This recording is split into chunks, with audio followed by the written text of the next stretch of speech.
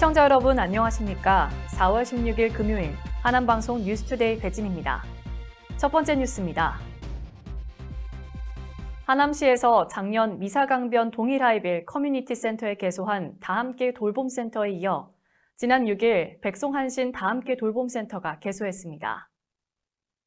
센터는 백송한신 아파트에서 장소를 제공하고 미래를 사는 교회에서 운영을 맡았습니다. 시에서는 센터 설치 및 운영비를 지원합니다. 센터는 35명의 아동이 이용할 수 있고 학기 중 오후 1시부터 7시까지, 방학 기간은 오전 9시부터 오후 6시까지 운영합니다. 김상호 하남시장은 개소식에서 다함께 돌봄센터는 온 마을이 한 아이를 키운다는 교육 공동체 철학의 실현이라며 돌봄의 사각지대를 없애기 위해 최선을 다하겠다고 밝혔습니다.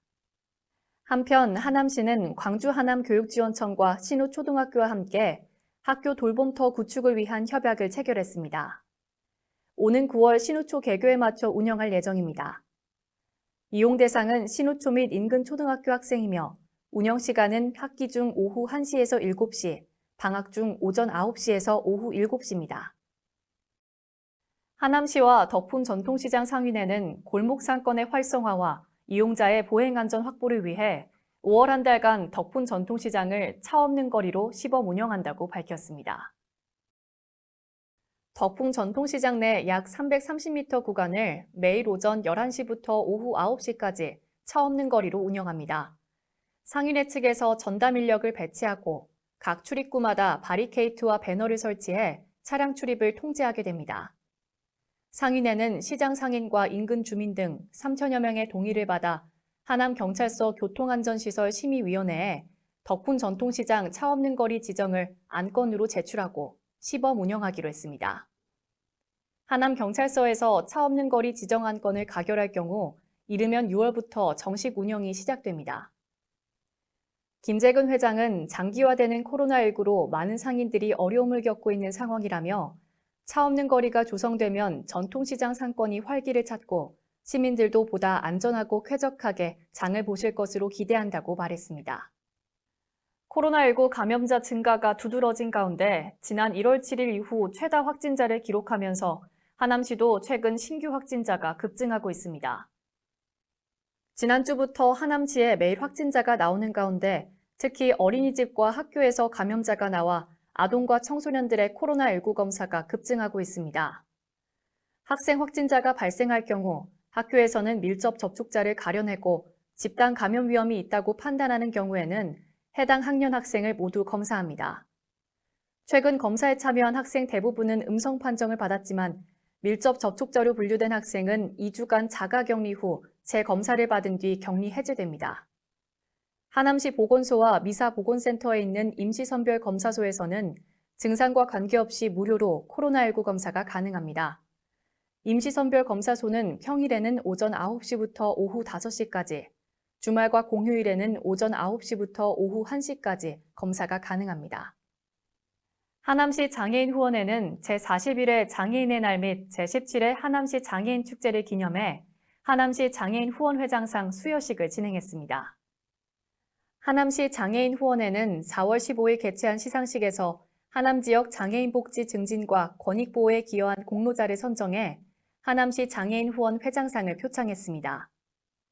모범 장애인 분야 5명과 장애 유공자 분야 4명을 선정해 표창했으며 하남시 의회 강성삼 부의장에게는 장애인 단체 권익 보호에 남다른 사명감을 갖고 장애인 단체 현안 해결에 지속적으로 노력한 공로를 인정해 표창을 수여했습니다.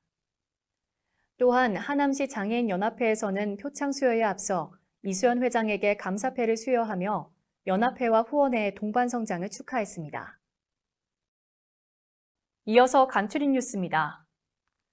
경기도가 용인 플랫폼시티 등 개발사업지구 6곳에 대한 공직자 부동산 투기 자체 감사를 실시한 결과 투기 정황이 의심되는 경기도청 소속 직원 3명을 포함해 총 54명을 적발했습니다. 경기도 반부패 조사단은 업무상 취득한 정보를 활용해 투기를 한 직원 1명은 고발 조치하고 나머지 직원 2명은 수사 의뢰했다고 밝혔습니다. 경기도가 지자체 최초로 개인의 마이데이터를 활용해 각자에게 맞는 복지 정보를 안내해주는 경기 알림톡 앱을 정식 출시했습니다. 경기 알림톡은 사용자가 공동인증서를 이용해 각 기관에 흩어져 있는 마이데이터를 내려받을 수 있게 도와주고 경기도의 다양한 복지사업 지원 조건과 비교해 개인에게 적합한 정보를 선별해 보여줍니다. 하남시민대책위원회는 4월 14일 청와대 앞에서 기자회견을 열고 LH가 1,345억 원 반환 요구 소송으로 하남시 재정을 위협한다며 비판했습니다.